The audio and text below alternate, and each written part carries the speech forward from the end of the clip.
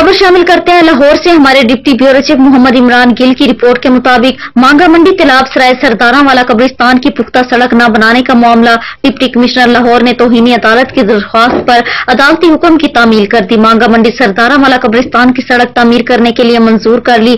Deputy commissioner ने सड़क को इलामा इकबाल जोन के PC1 में शामिल कर लिया। डिप्टी कमिश्नर लाहौर ने रिपोर्ट एडिशनल रजिस्ट्रार जुडिशनल को जमा करा दी। अदालत ने डिप्टी कमिश्नर लाहौर को रिपोर्ट एडिशनल रजिस्ट्रार जुडिशनल को जमा कराने की हिदायत दी थी।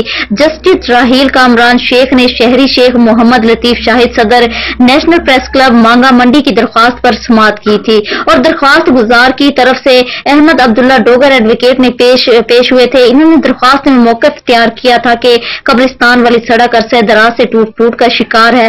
सड़क से कब्रिस्तान जाने वाली मैयत की तदफीन के लिए गुजरना बहुत मुश्किल है, जिस पर डिप्टी कमिश्नर लाहौर ने मांगा मंडी सरदारा वाला कब्रिस्तान की सड़क तामीर के लिए मंजूर कर ली।